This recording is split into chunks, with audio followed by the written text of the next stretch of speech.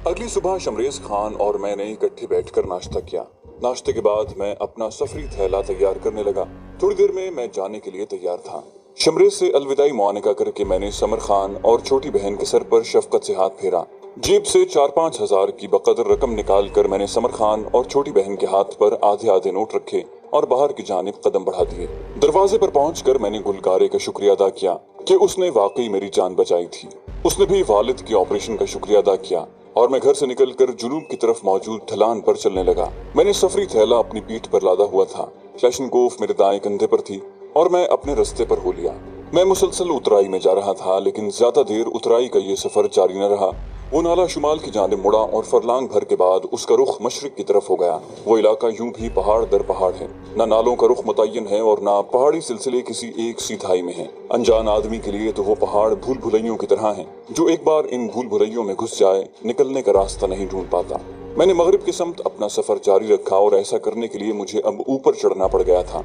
बुलंदी के सफर में आदमी की रफ्तार खुद ब खुद धीमी पड़ जाती है। ज्यादा तेजी की कोशिश में थकन के साथ इंसान का सांस भी फूलने लगता है और मैदानी इलाके से आए हुए आदमियों का सांस रिहायशी लोगों की निस्बत ज्यादा फूलता है। सूरज के गिर्द फिरने वाली आवारा बदलियां धूप की राह में बहुत बड़ी रुकावट बनी हुई थी। गो लगता तो नहीं था कि बर्फबारी या बारिश होगी, मगर इस बारे में वसूख से कुछ भी नहीं कहा जा सकता था। यहाँ का मौसम तो ऐसा है कि तेज धूप की हुक्मरानी को बादल चंद लम्हों में जेर करके जलथल कर देते हैं और जमीन पर बारिश का पानी अभी तक बह रहा होता है। चढ़ाई शुरू में तो नॉर्मल थी, मगर आहिस्ता आहिस्ता सख्त होना शुरू हो गई, जहाँ तक कि मेरे लिए सीधा ऊपर चढ़ना मुश्किल हो गया और मैं तिरछा आगे की तरफ सफर करने लगा। यूं के 10-15 कदमों के बाद मैं 3-4 कदम बुलंद हो पाता। सूरज अपना आधे से ज्यादा सफर तय कर चुका था। मेरे पास मौजूद पानी की दोनों बोतलें खाली हो चुकी थीं और जिस बुलंदी पर मैं मौजूद था, इतनी ऊंचाई पर उमूमन चश्मे नहीं होते। चश्मे ज्यादातर नालों की तह से 20-25 गज ऊपर ही फूटते हैं। इस पहाड़ी की ढलान तो इतनी सीधी थी कि वहां बर्फ भी नहीं ठहर पाती थी। अब दूसरी जानिब उतर कर ही मुझे कोई चश्मा मिल सकता था। नाले की तह में पहुंचने से पहले ही मुझे एक चश्मा नजर आ गया था। वहीं पत्थर की एक बड़ी चट्टान पर अपना सफरी थैला रखकर मैंने चश्मे की पानी से वुजू किया, खूब सेर होकर पानी पिया और 2 रकत असर की नमाज पढ़ी। गुलकारे ने दाल के पराठों के दरमियान ताजा मक्खन डाल कर दिया था। ठंडे होने के बावजूद इन पराठों से उठने वाली देसी मक्खन और खुलूस की महक मेरे रगों पैर में उतर गई। मैं बमुश्किल 2 ही खा सका था, बाकी 2 मैंने रात के लिए छोड़ दिए थे। खाना खाकर मैं तैयार होकर आगे बढ़ गया। एक बार फिर नाले का हमवार सफर शुरू हो गया था। थोड़ा सा आगे बढ़ते ही क्लैशनकोफ की तड़तड़ाहट मेरे कानों में गूंजी। किसी ने ट्रिगर मुकम्मल दबाकर एक लंबा ब्रस्ट फायर किया था।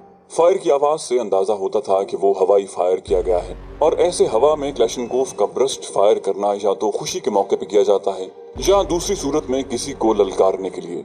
अलबत्ता ये भी मुमकिन था कि किसी अहमक ने बतौर शुगल ये हरकत की होती, मगर ऐसा होने का इम्कान जरा कम ही था। मैंने रफ्तार कम करने की कोशिश नहीं की थी। थोड़ी देर बाद ही मुझे अपना दूसरा अंदाजा ठीक होता दिखाई दिया। वो ब्रस्ट बतौर ऐलान जंग था। पुराने जमाने में जंग का ऐलान नकारा बजाकर या सींग फूंक कर किया जाता था। फी जमाना क्लैशनकोफ के ब्रस्ट ही ने ऐलान जंग की जगह संभाल ली थी। अचानक ही 1 से ज्यादा हथियारों के थाने खुल गए थे। वो फायर 2-3 किलोमीटर दूर हो रहा था और मुझे लग रहा था कि मैं इसी तरह चलता रहा तो इन मुकाबला करने वालों में फंसूंगा। इस सोच ने मुझे कदम रोकने पर मजबूर कर दिया। मुझे ज्यादा देर तक सोच में मुब्तला रहना नहीं पड़ा कि 2 आदमी मुझे नाले के मोड़ से नमूदार होकर अपनी जानिब आते दिखाई दिए। दोनों खाली हाथ ही लग रहे थे। इसके बावजूद मैंने क्लैशनकोफ कंधे से उतार कर हाथ में पकड़ ली। उनमें एक उधेड़ उम्र और दूसरा जवान साल लड़का था।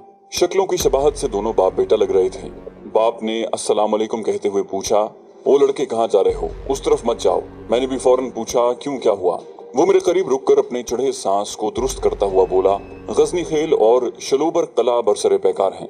जवानिब के आदमी तुम्हें मुखालिफ कबीले का समझकर कत्ल कर देंगे। वो शायद भाग कर नाला मोड़ तक पहुंचे थे और अब वहां से तेज कदमों से चलते हुए मुझ तक पहुंचे थे। मैंने पूछा, ये सामने कौन सा गाँव है? उसने हैरानी से पूछा, अगर आपको इतना नहीं मालूम तो उधर क्यों जा रहे हो? मैंने कहा, मैंने तो खान कले जाना है। वो बोला, खान कले तो इस जगह से 8-10 किलोमीटर दूर शुमाल की जाने पड़ता है। मैंने दोबारा पूछा, वैसे ये गांव कौन सा है? वो बोला, शलोबर, जिन पर गजनी खेलों ने चढ़ाई कर दी है। मैंने पूछा, क्यों? वो बोला, किसी लड़की का चक्कर है। शलोबर कबीले का जवान गजनी खेल कबीले की एक ऐसी लड़की को भगा लाया है जिसके बाप ने अपनी बेटी का रिश्ता पेशावर में किसी दोस्त के बेटे से तय किया हुआ था। गजनी खेल वालों को मालूम हो गया कि लड़की किसी के साथ भागी है। अब शलोबर वाले उस लड़की के बदले मुंह मांगी रकम देने को तैयार हैं, मगर वो अपनी लड़की और उसे भगाने वाले जवान का मुतालबा कर रहे हैं। मैंने अंदाजा लगाया, मतलब दोनों को कत्ल करने के लिए। उसने कहा, जी जनाब। अब आप भी उस रास्ते को नजरअंदाज कर दें, ये न हो खामखा किसी अंधी गोली का निशाना बन जाएं। मैंने हैरानी जाहिर की, वैसे क्या यहाँ से पाकिस्तान में भी लड़कियों के रिश्ते किए जाते हैं? उसने मुंह बनाते हुए कहा, अल्लाह के बंदे, आधा अफगानिस्तान तो पाकिस्तान में मौजूद है, बाकी अपने यहाँ तो लड़की का सौदा किया जाता है, जिसने ज्यादा रकम फेंकी वो ले गया। मैंने पूछा, तो शलोबर वाले भी तो रकम दे रहे हैं? वो बोला, पहली बात तो ये है कि दुश्मन कबीले से रिश्ता नहीं किया जाता, और दूसरा, शलोबर के जवान ने लड़की को भगाकर पूरे गजनी खेल की इज्जत उछाली है, और इसका हल तो एक ही है। मैंने पूछा, आप कहाँ जा रहे हैं? वो बोला, यहाँ से करीबन 4 किलोमीटर जुनूब की जानिब हमारा गाँव है, शिनावुन्ना। हमारे साथ चलना है तो आ जाओ। मैंने पहाड़ों के पीछे छुपते हुए सूरज को देखा। गुरूब आफ्ताब में 20-25 मिनट ही बाकी थे। रात गुजारने के लिए वही जगह मुनासिब थी। शिनावुन्ना जाकर यूं ही सफर की तवालत में इजाफा होना था। रात के खाने के लिए मेरे पास पराठे मौजूद थे। सोने का बिस्तर मैंने पीठ पर लादा हुआ था, तो खामखा आने जाने का 8-10 किलोमीटर फासला क्यों तय करता? यूं भी पहाड़ी इलाकों में 1 किलोमीटर फासला तय करते हुए दांतों पसीना आ जाता है। मैंने कहा, आपका बहुत शुक्रिया, और वो कंधे उचकाकर बेटे के साथ आगे बढ़ गया। मैं वहीं खड़ा उन्हें देखता रहा। वो उसी ऊंची पहाड़ी पर चढ़ रहे थे जहां से मैं उतरा था। फायरिंग की आवाज में दम बदम इजाफा हो रहा था। एक साथ कई क्लैशनकोफें गरज रही थी, और फिर इन तमाम आवाजों पर 12.7 mm की आवाज भारी पड़ गई। जाने वो तबाही फैलाने वाला हथियार किसके पास था। थोड़ी देर बाद 2 12.7 mm गरजने लगी। मालूम यही पड़ता था कि दोनों जानिब वो हैवी गन्स मौजूद थी, या किसी एक कबीले के पास 2 गन्स मौजूद थी। इसी घन गरज में रॉकेट लॉन्चर के धमाके भी सुनाई दिए। लगता था 2 कबीलों की बजाय 2 ममालिक की फौजें सरहद पर बरसरे पैकार हैं। मैं वहीं दाएं बाएं घूमकर शब्बसरी के लिए कोई मुनासिब जगह ढूंढने लगा। जल्द ही एक झुकी हुई चट्टान के नीचे मुझे मुनासिब जगह दिख गई। अंधेरा छाने से पहले मैं जगह साफ करके रात को जलाने के लिए ईंधन इकट्ठा कर चुका था। खाना मैंने इशा की नमाज पढ़कर ही गर्म करना शुरू कर दिया। दिन का खाना देर से खाने की वजह से मुझे कोई खास भूख महसूस नहीं हो रही थी, लेकिन पराठों को गर्म करने पर वो मुझे इतने लजीज लगे कि मैं दोनों ठूस गया। उस तरफ बर्फबारी न होने के बराबर थी। पीछे जो बड़ी पहाड़ी मैं अबूर करके आया था, बर्फबारी का जोर वहां तक ही रहा था। आग पर अच्छी तरह लकड़ियां डालकर मैं स्लीपिंग बैग में घुस गया। वो स्लीपिंग बैग अच्छा खासा गर्म था, मगर फिर भी सर्दी का मुकाबला करने के लिए बैरूनी इमदाद की जरूरत थी। थोड़ी देर बाद मैं यूं सो गया जैसे आम लोग अपनी ख्वाबगाह में बेफिक्र होकर सोते हैं। मैं सुबह तक का इरादा करके सोया था। घंटे 1.5 घंटे बाद ही छापा पड़ गया। उनकी तादाद 5 थी। तमाम मुसल्ला थे। आंखें खोलते ही मुझे 5 क्लैशनकोफें अपनी जानिब तनी नजर आईं। गो मैं गहरी नींद से जागा था, मगर मेरी तरबियत इस नहज पर की गई थी कि आंख खुलते ही मुझे माहौल का इतराक हो जाता। मैंने पूछा, जी आप लोग कौन हैं और क्या चाहते हैं? मुझे 1 सेकंड के लिए भी ये याद करने की जरूरत नहीं पड़ी थी कि मैं कहाँ हूँ, और मुझसे 2-3 किलोमीटर के फासले पर मौजूद 2 कबाइल बरसरे पैकार हैं। उनमें से एक तंजिया लहजे में बोला, हम वही हैं जिनका शिकार तुम करने आए थे, और अब खुद हमारे शिकंजे में आ गए हो। मैंने कहा, मैं मुसाफिर हूँ जनाब, और किसी का शिकार करने नहीं आया। इस मर्तबा वही आदमी बोला, झूठ मत बोलो। मैंने कहा, मोहतरम मुझे झूठ बोलने की जरूरत नहीं, मैं खान कले जा रहा था, रास्ता भूल गया। दोपहर ढले यहाँ पहुंचा तो तेज फायरिंग शुरू हो गई थी। यहाँ से गुजरने वाले एक आदमी ने बताया कि 2 कबीलों के दरमियान जंग छिड़ गई है, और ये कि खान कले इस जानिब वाक़ नहीं है। मैं दिन भर का थका हुआ था, सोचा रात को आराम कर लूं, सुबह खान कले की राह नापूंगा। वो बोला, कहानी अच्छी है, मगर तुम्हारा फैसला मशर करेगा। मैंने कहा, भाईजान बरा है मेहरबानी, मुझे बेआराम न करो, मुझे तो ये भी मालूम नहीं कि आप किस कबीले के हैं। वो बोला, भोले बादशाह, हम उसी कबीले के हैं जिसकी ताक में तुम यहाँ घात लगाकर रात गहरी होने का इंतजार कर रहे थे। शलोबर कबीले के किसी हलीफ को यूं बातें नहीं बनानी चाहिए। पिछली लड़ाई में तुम्हारे 2-3 आदमियों ने छापा मारकर हमारा काफी नुकसान किया था। इस मर्तबा हम ऐसा नहीं होने देंगे, क्योंकि हम सारे रास्तों की निगरानी कर रहे हैं। उसकी बात सुनते ही मुझे सारी कहानी का पता चल गया। वो गजनी खेल कबीले के लोग थे और रात के वक्त पहाड़ी नालों और ऐसे रस्तों पर गश्त कर रहे थे जहां से शलोबर कबीले के लोग छुपकर उनके पड़ाव तक रसाई हासिल करते और उन्हें कोई नुकसान पहुंचाते। और ऐसा गालिबन उनकी पिछली लड़ाई में भी हुआ था, जिसका हवाला मुझसे बात करने वाला आदमी दे चुका था। मैंने नरमी से उन्हें समझाने की कोशिश की, ऐसा कुछ नहीं है। वो बोला, ठीक है, हमारे मशर को मिल लो, फिर उसकी मर्जी, जो फैसला वो करे। मैंने तंज़िया अंदाज में कहा, वो भी तो आपका मशर है। वो बोला, ज्यादा बातों की जरूरत नहीं, तुम हमारे पड़ाव से किलोमीटर भर के फासले पर मुसल्लह हालत में मौजूद हो, मैं तुम पर एतबार नहीं कर सकता। मैंने जिच होकर कहा, मेरा लहजा, जबान और शक्ल ये वाज़े नहीं कर रहे कि मैं यहाँ से बिल्कुल अजनबी हूँ। उसने बेपरवाही से कंधे उचकाए। तो मैंने कहा, तो ये कि मुझे बेआराम न करो। वो बोला, कह दिया ना कि इसका फैसला मशर करेगा। और बेआरामी कैसी, थोड़ा सा फासला है, तुम वहाँ हमारे पड़ाव में बकिया रात गुजार लेना, सुबह नाश्ता करवा कर हम खान कले की जानिब तुम्हारी रहनुमाई कर देंगे। मैं झल्लाते हुए स्लीपिंग बैग से बाहर निकला और अपना सामान समेटने लगा। उनसे मत्था मारना वक्त का ज़िया था।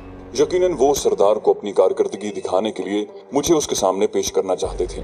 मेरे सामान समेटने के दौरान वो टॉर्च रोशन करके मेरी कार्रवाई का जायजा लेते रहे। मेरी क्लैशनकोफ अलबत्ता उन्होंने अपने कब्जे में कर ली थी। सफरी थैला तैयार करके मैंने पीठ पर लादा और उनके साथ चल पड़ा।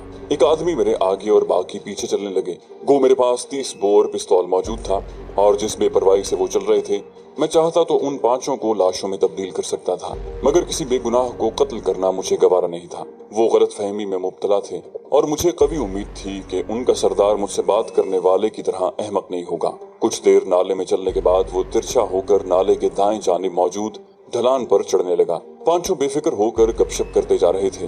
उनके अंदाज से भी यही जाहिर हो रहा था कि दिल ही दिल में वो भी मुझे गैर मुताल्लिक शख्स समझ रहे हैं। हमारा सफर बतदरीज ऊपर की जानिब जारी था। आध पौन घंटे बाद हम बुलंदी पर पहुंचकर निस्बतन हमवार रास्ते पर चलने लगे। इस दौरान उनके मोर्चे शुरू हो गए थे।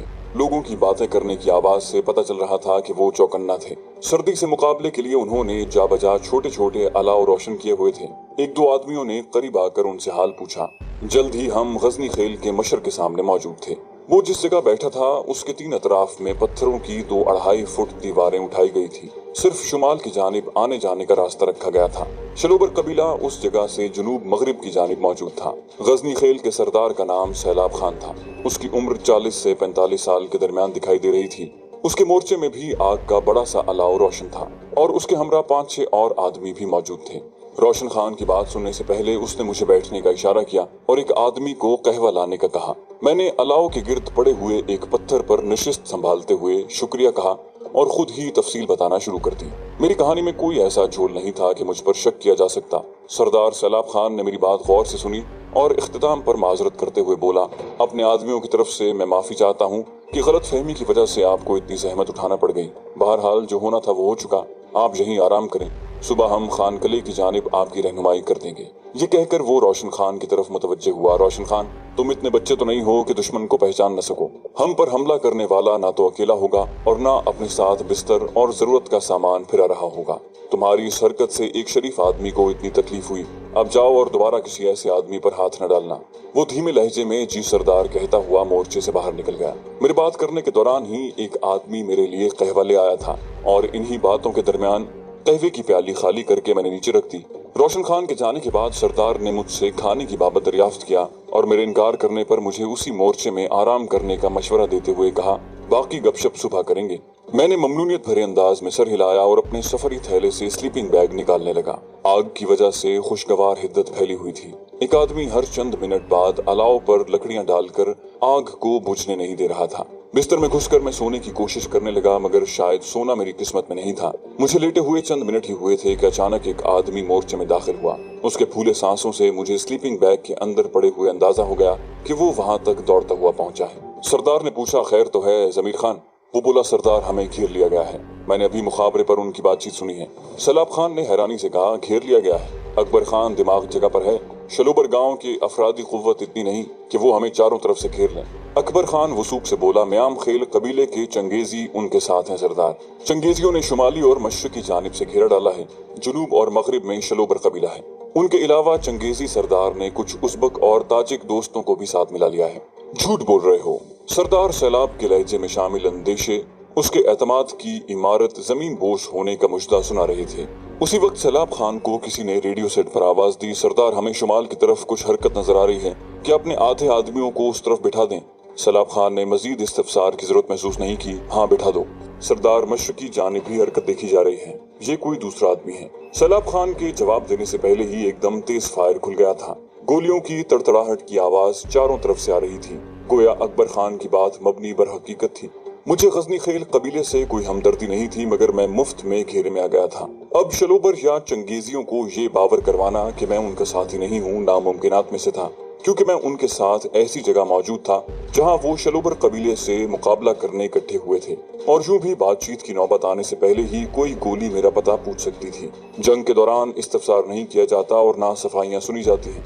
रोशन खान मेरे लिए निहायत मनहूस साबित हुआ था। उसकी बेवकूफ़ी मुझे इस हाल तक ले आई थी कि जान के लाले पड़ गए थे। मैं स्लीपिंग बैग से बाहर निकला। अब लेटे रहने की गुंजाइश बाकी नहीं रही थी।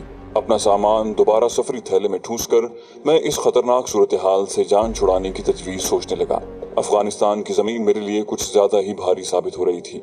सरदार सैलाब खान रेडियो सेट पर अपने आदमियों से राब्ता कर रहा था। वहां बैठे बाकी आदमी फायरिंग के शुरू होते ही अपने अपने मोर्चे में चले गए थे। वो बात करते हुए बेचैनी से टहल रहा था। सरदार, फायरिंग हो रही है, बैठकर बात कर लो। मेरी बात सुनते ही उसने बेध्यानी में सर हिलाया और आग के करीब बैठ गया। मुख्तलिफ अतराफ से उसे मुसलसल खबरें मिल रही थी। मैंने कहा, सरदार वो करीब नहीं आ रहे, बस दूर दूर से फायर कर रहे हैं। सैलाब ने कहा, ठीक है, जब तक करीब नहीं आते अपनी गोलियां जाया न करो, बस इक्का दुक्का गोली चलाते रहो कि उनके करीब आने का इंतजार करो। फायरिंग का ये सिलसिला घंटा भर जारी रहा। उसके बाद एकदम खामोशी छा गई। लग रहा था जैसे शलोबर और उनके हलीफों ने बस गजनी खेल कबीले को ये यकीन दिलाने के लिए फायरिंग शुरू की थी कि वो घेरे में आ गए हैं। फायरिंग के रुकते ही माहौल में अजीब सी खामोशी छा गई थी, एक ऐसी खामोशी जिसकी तह में कई किस्म के तूफान पोशीदा थे। रात की तारीकी में बगैर निशाना लिए फायर करने वाले दिन को उन्हें चुन चुन कर निशाना बना सकते थे।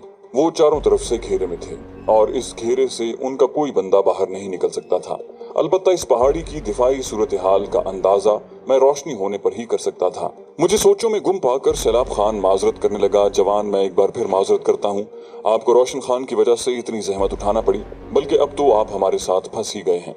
मैं फीकी मुस्कुराहट से बोला, किसी को कोसने से तो मसला हल नहीं हो सकता। वो बोला, यही तो दुख है कि इसका इजाला अब नहीं हो सकता। हमारे दो दुश्मन कबीले यकजा हो चुके हैं और उनके साथ कुछ उज़्बक और ताजिक दहशतगर्द भी मिल गए हैं। यकीनन हमें भारी नुकसान उठाना पड़ेगा। मैंने मशवरा मांगा, सरदार अगर मैं यहाँ से निकल जाऊँ? वो बोला, यकीनन हमारे साथ रहने में आपकी जान को खतरा है। इस वक्त यहाँ से जाने का मतलब खुदकुशी ही होगा।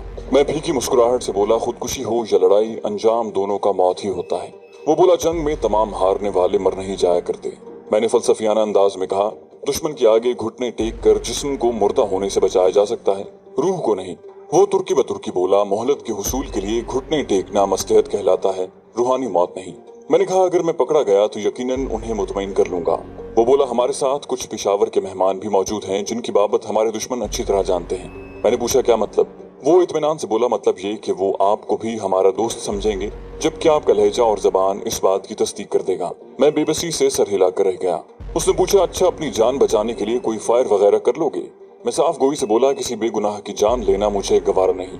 इनमें से कोई भी मेरा दुश्मन नहीं है, बल्कि देखा जाए तो इनसे ज्यादा मेरे दुश्मन गजनी खेल के वो अफराद हैं जिनकी वजह से मुझे इस जानलेवा सूरत हाल में फंसना पड़ा। सैलाब ने मुदाफियाना लहजा अपनाते हुए कहा, आप कुछ ज्यादा ही गलत सोचने लगे हो। मैंने कहा, आपका मेरी सोच को गलत करार देना जाहिर कर रहा है कि आप निहायत ही सीधे आदमी हैं और इतने सीधे आदमी को सरदारी नहीं जचती। वो झेमते हुए बोला, तंज अच्छा कर लेते हो। मैंने कहा, ऐसी सूरत हाल में तंज के अलावा क्या भी कहा जा सकता है? वो बोला, मेरा ख्याल है हमने आपको जानबूझकर नहीं फांसा। ये सूरत हाल तो हमारे वहमो गुमान में भी नहीं थी। उसके मुसलसल माजरती रवैये ने मेरे दिल से कदूरत दूर कर दी। मैंने इस बात में सर हिलाते हुए कहा, जानता हूँ, ये ख्वारी मुकद्दर में लिखी थी। रोशन खान गरीब तो बहाना ही बन गया था। मैंने पूछा, ये रोशन खान की पार्टी अब तक वापस क्यों नहीं लौटी? खुद कलामी के अंदाज में बड़बड़ाते हुए वो रेडियो सेट पर उन्हें पुकारने लगा, मगर काफी देर पुकारने के बाद भी उसे कोई जवाब मौसूल न हुआ। मैंने कहा, आपने देर कर दी सरदार। दुश्मनों के घेराव की खबर मिलते ही उन्हें बुला लेना चाहिए था। वो परेशानी के आलम में बोला, मेरे ध्यान में ही नहीं रहा। मैंने कहा, मैदान जंग में सरदार को ऐसी बेध्यानियां रास नहीं आती। वो बोला, जवान, आप अपनी उम्र से बहुत बड़ी बातें कर रहे हैं। मैंने कहा, हिकमत उम्र से नहीं तजुर्बे से आती है सरदार। उसने मानी खेज अंदाज में सर हिलाते हुए कहा, काफी तजुर्बेकार दिखते हो। अचानक रेडियो सेट बोल उठा। किसी ने हिजान खेज लहजे में सरदार को पुकारते हुए इंकशाफ किया, सरदार रोशन खान और सगीर वापस लौट आए हैं। दोनों शदीद जख्मी हैं और रोशन खान ने बताया है कि उनके 3 साथी बाकी नहीं रहे।